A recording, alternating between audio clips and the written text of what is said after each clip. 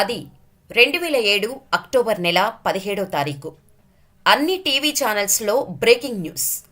Megastar Chiranjeevi రెండో కూతురు లేచిపోయి పెళ్లి చేసుకుంది అని. దీంతో ఒక్కసారిగా మూవీ ఇండస్ట్రీ మొత్తం అవాక్కైంది. మొదట ఎవరూ నమ్మలేదు. ఏదో రూమర్ అనుకున్నారు. కానీ పెళ్లితంతు వీడియో సైతం ప్లే చేయటంతో అది నిజమే అని నమ్మారు.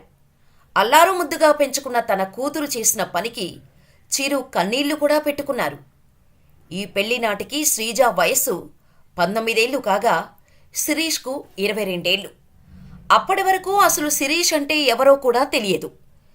శిరీష్కు ఫ్యామిలీ బ్యాక్గ్రౌండ్ కూడా పెద్దది ఏమీ కాదు. ఓ చిన్న మధ్యతరగతి కుటుంబమే. అయినా సరే శ్రీజను పెళ్లి చేసుకునేటప్పుడు వ్యవస్థలను మేనేజ్ చేయగలిగాడు.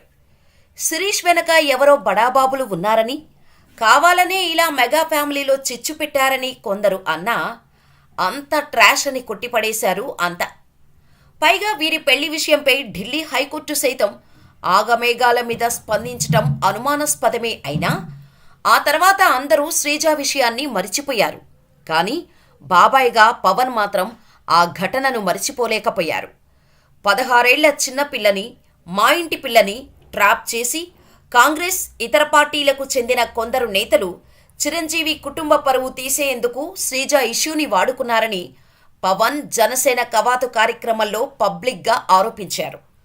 తమ పరువును బజారుకీర్చి ఢిల్లీలో రియాలిటీ షోలు చేశారని సంచలన వ్యాఖ్యలు చేశారు. చిరంజీవి రాజకీయాల్లోకి వస్తే తమకు నష్టం వస్తుందనే భయంతో ఇంతకు ఒడిగట్టారని జనసేనాని ఆరోపించారు. పవన్ మాటలతో అందరూ ఒక్కసారి జరిగిన తతంగమంతా గుర్తు చేసుకుంటే శిరీష్ వెనుక నిజంగా ఎవరో ఉన్నారు అని అర్థమైంది. అసలు మెగా ఫ్యామిలీ పరువు తీయాలని అనుకున్నది ఎవరు? మెగాస్టార్ని అడ్డుకోవటం కోసం కాంగ్రెస్ నేతలు కావాలనే చేశారా? శిరీష్ వెనుక ఉన్న ఆ బడా కాంగ్రెస్ నేత ఎవరు? జూన్ 19, 2024 ఉదయాన్నే ఓ ఫ్లాష్ న్యూస్ హల్చల్ చేసింది. అది మెగా డాటర్ శ్రీజ మాజీ భర్త శిరీష్ భరద్వాజ్ అనారోగ్య కారణాలతో మృతి చెందాడు అని. ఇక శ్రీజ పెళ్లి నాటకీయ పరిణామాల మధ్య చాలా కాంట్రవర్సీలకు కేర్ ఆఫ్ అడ్రస్గా మారింది. చిరంజీవి స్టార్ హీరోగా ఇండస్ట్రీని ఏలుతున్న టైం అది. అప్పుడే రాజకీయాల వైపు చిరంజీవి చూస్తున్నారన్న పుకార్లు షికార్లు చేశాయి. తాను రాజకీయాల్లోకి వస్తున్నట్టు చిరంజీవి ప్రకటించకపోయినా పరోక్షంగా హింట్లిచ్చారు. కరెక్ట్గా అప్పుడే 2007 అక్టోబర్ నెల 17వ తారీఖున చిరంజీవి రెండో కుమార్తె శ్రీజ ఇంట్లో నుంచి లేచిపోయి శిరీష్ భరద్వాజ్ అనే ఓ కామన్ ఫ్యామిలీకి చెందిన యువకుడిని ప్రేమ వివాహం చేసుకుంది. అది కూడా తెల్లవారుజామునే జీన్స్ ప్యాంటు, టీషర్టు వేసుకొని ఇంటి నుంచి బయటకు వచ్చేసింది శ్రీజ. అనంతరం శిరీష్ భరద్వాజ్తో కలిసి సికింద్రాబాద్లోని న్యూ బోయినపల్లిలో ఉన్న ఆర్య సమాజ్కు వెళ్లారు. దాదాపు గంటసేపు వారి పెళ్లితంతు జరిగింది. వీరి పెళ్లి వెనుక ఆనాటి కాంగ్రెస్ సీనియర్ నేత, అప్పటి కాంగ్రెస్ ఎమ్మెల్యే అయిన పి జనార్దన్ రెడ్డి ఉన్నారన్న విషయం చాలా తక్కువ మందికే తెలుసు. పీజేఆర్ హవా అప్పట్లో ఏ రేంజ్లో ఉండేదో కాంగ్రెస్ కార్యకర్తలకు ప్రత్యేకంగా చెప్పనవసరం లేదు. ఇప్పుడైతే ఆయన వారసులకు చరిష్మా తగ్గిపోయింది. కానీ పీజీఆర్ బతికి ఉండే రోజుల్లో హైదరాబాదులో ఆయన చెప్పిందే శాసనంలా ఉండేది. పేద, బడుగు, బలహీన వర్గాలకు ఆశాదీపంలా పీజేఆర్ని కొలిచేవారు. పీజేఆర్ కుమారుడికి ఈ శిరీష్ భరద్వాజ్ మంచి ఫ్రెండ్, ప్రాణ స్నేహితులనే చెప్పుకోవచ్చు. ఆ చనువు కొద్దీ ఫ్రెండ్ లవ్కు హెల్ప్ చేయాలని కోరాడు శిరీష్. అలా పీజేఆర్ దగ్గరకు వెళ్లిన శిరీష్ తన ప్రేమ గురించి చెప్పాడు. అంకుల్, చిరంజీవి గారి చిన్నమ్మాయి నేను ప్రేమించుకుంటున్నాం, పెళ్లి చేసుకోవాలని అనుకుంటున్నాం. కానీ చిరంజీవి గారి ఇంట్లో ఒక్కరు కూడా మా ప్రేమను యాక్సెప్ట్ చేయటం లేదు. కొన్ని నెలలుగా ఆమెను బయటకు రానివ్వటం లేదు. ఎలాగోలా కష్టపడి ఫోన్లు, మెసేజ్లు చేసి టచ్లో ఉంటుంది. మీకు అనుమానం ఉంటే శ్రీజతో మీరు మాట్లాడండి, మీకు నమ్మకం ఉంటేనే మాకు సాయం చేయండి అని శిరీష్ కోరటంతో పీసీఆర్ కన్విన్స్ అయ్యారు. శ్రీజతో కూడా మాట్లాడిన తర్వాత వీరి ప్రేమ పెళ్లికి సాయం చేశారు. ఆ టైంలో కాంగ్రెస్ ప్రభుత్వం ఉండటంతో అంతా స్మూత్గా వెళ్ళిపోయింది. అంతా పీసీఆర్ చెప్పినట్టే జరిగింది. ఇక పోలీసులు సైతం మెగా ఫ్యామిలీకి సహకరించకుండా శిరీష్, శ్రీజ జంటకు అండగా నిలిచింది. పెళ్లి విషయం తెలిసిన తర్వాత చిరంజీవి కన్నీళ్లు కూడా పెట్టుకున్నారు. ఇక పెళ్లి జరిగిన ఆ మరుసటి రోజే చిరంజీవి స్వయంగా పోలీస్ స్టేషన్కు వెళ్లి శిరీష్పై పోలీస్ కంప్లైంట్ ఇచ్చారు. శిరీష్ అనే యువకుడికి క్రైమ్ బ్యాక్గ్రౌండ్ ఉంది.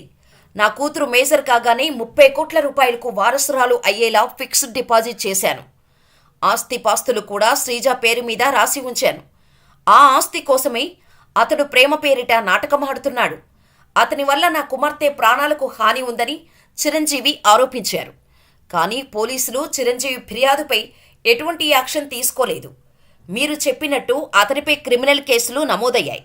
కానీ ఏ ఒక్క కేసులోనూ అతడు నిందితుడిగా తేలలేదు. సో మీరు పెట్టిన కేసుపై ఎటువంటి చర్యలు తీసుకోలేము అని చేతులెత్తేశారు. ఇక ఆర్య సమాజ్లో పెళ్లి చేసుకున్న అనంతరం శ్రీజ, శిరీష్ ఢిల్లీకి వెళ్లి ఆశ్రయం పొందారు. వీరిద్దరూ మీడియా ముందుకు వచ్చి మెగా ఫ్యామిలీ నుంచి తమకు ప్రాణహాని ఉందని చెప్పడం సంచలనం కలిగించింది. మా నాన్న కంటే మా బాబాయ్ అంటేనే భయంగా ఉందని శ్రీజ చేసిన కామెంట్స్ ఇప్పటికీ వైరల్ అవుతూనే ఉంటాయి. ఈ వ్యవహారంపై చిరంజీవి మౌనంగానే ఉండిపోగా పవన్ కళ్యాణ్ మాత్రం మీడియా ముందుకు వచ్చి తన దగ్గర లైసెన్స్ రివాల్వర్ ఉందని చూపించటం దుమారం రేపింది. ఈ ఘటన తర్వాత చిరంజీవి ఒక వీడియోను రిలీజ్ చేశారు. మా పిల్లల ఇష్టాయిష్టాలకు మేము గౌరవిస్తాం. శ్రీజ ఇలా చేయటం వల్ల ఒకంత బాధపడింది వాస్తవమే, కానీ నిజాలను బేరీజు వేసుకున్న తర్వాత తను హ్యాపీగా ఉండటమే మేము కోరుకుంటున్నాం. అమ్మా శ్రీజ, నువ్వు ఎక్కడున్నా హ్యాపీగా ఉండవు అని చిరంజీవి ఆశీర్వదించారు. ఆ తర్వాత జరిగిన పరిణామాలతో పవన్ కళ్యాణ్ తన వద్ద ఉన్న 60mm రివాల్వర్ను జూబ్లీహిల్స్ పోలీసులకు సరెండర్ చేశారు. ఎప్పుడైతే పవన్ రివాల్వర్ సరెండర్ చేశారో అప్పుడే శ్రీజ ఢిల్లీ నుంచి హైదరాబాద్కు వచ్చింది. ఇక ఢిల్లీలో శ్రీజ దంపతులకు అప్పటి కాంగ్రెస్ నేతలు అయిన లగడపాటి రాజగోపాల్, ఉండవల్లి అరుణ్ కుమార్ ఆర్థిక సాయం అందించారు. అంతేకాదు లీగల్గా సపోర్ట్ ఇస్తూ ఢిల్లీ హైకోర్టును ఆశ్రయించటానికి సాయం చేశారు. అందుకే ఢిల్లీ హైకోర్టు కూడా శ్రీజ దంపతుల పిటిషన్పై తక్షణమే స్పందిస్తూ వారికి రక్షణ కల్పించాలని ఆదేశాలు జారీ చేసింది. ఇలా ఆదేశాలు రావటం, అలా పవన్ గన్ సరెండర్ చేయటం, ఆ తర్వాత డైరెక్టుగా ఈ జంట హైదరాబాద్కు రావటం చకచకా జరిగిపోయింది. ఈ విషయాన్ని మీడియా హైలైట్ చేస్తూ ఆ జంటతో లైవ్ ఇంటర్వ్యూలను చేసింది ప్రతి ఛానల్. ఇక ప్రతిరోజు ఏదో ఒక బడా న్యూస్ పేపర్ వీరిద్దరి ఇంటర్వ్యూలతో పెద్ద పెద్ద ఆర్టికల్స్ పబ్లిష్ చేసేవి.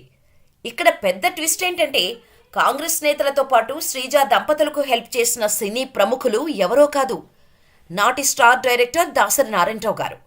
శ్రీజ పెళ్లి విషయం నుంచి ఢిల్లీకి వెళ్లటం, తిరిగి రావటంలో దాసరి గారికి ఎటువంటి సంబంధం లేదు. కానీ వారు హైదరాబాద్కు తిరిగి వచ్చిన తర్వాత కాంగ్రెస్ నేతల సూచనలతో దాసరి ఇంటికి వెళ్లారు శ్రీజ దంపతులు. కుశల ప్రశ్నల తర్వాత ఆర్థిక పరిస్థితి గురించి అడిగారు దాసరి దంపతులు.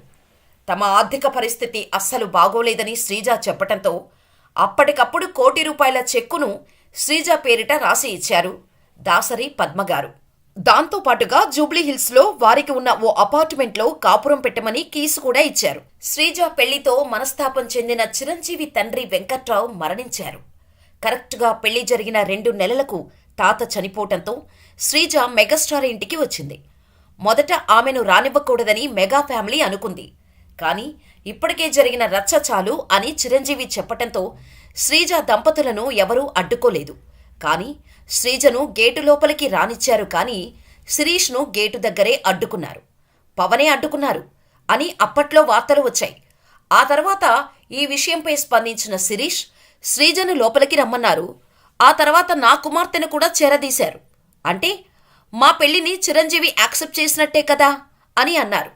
ఇక మీ పెళ్లి వెనుక పీజీఆర్ ఉన్నారు కదా అంటే, పీజీఆర్ కొడుకు నాకు ఫ్రెండు, నిజంగా వారు మాకు అండగా ఉంటే ఢిల్లీ ఎందుకు వెళ్ళిపోతాం అని ప్రశ్నించాడు.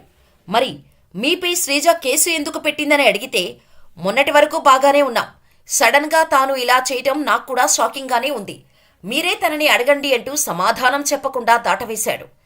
ఇక ఆ తర్వాత శ్రీజ శిరీష్లు విడిపోవటం, శ్రీజ మరొకరిని రెండో పెళ్లి చేసుకోవటం మనందరికీ తెలిసిన విషయమే. శిరీష్ కూడా ఓ డాక్టర్ని పెళ్లి చేసుకుని చెన్నైలో సెటిల్ అయ్యాడు. ఆ తర్వాత బీజేపీలో జాయిన్ అయ్యి యాక్టివ్గా పార్టీ కార్యకలాపాల్లో పాల్గొన్నాడు. అయితే లంగ్స్ సమస్యలతో బాధపడుతూ ఆసుపత్రిలో చేరిన శిరీష్ కన్నుమూయటంతో మరోసారి వీరి పెళ్లి వ్యవహారం ట్రెండింగ్లోకి వచ్చింది. కేవలం చిరంజీవిని రాజకీయంగా దెబ్బకొట్టేందుకే అప్పటి కాంగ్రెస్ నేతలు శ్రీజను పావుగా వాడుకొని చిరంజీవిని దెబ్బకొట్టారు అని నమ్మలేని నిజం. ఈ నిజాన్ని చాలా లేటుగా అర్థం చేసుకున్న శ్రీజ రియలైజ్ అయినా ఫలితం లేకుండా పోయింది. అప్పటికే మెగా ఫ్యామిలీకి జరగాల్సిన నష్టం జరిగిపోయింది.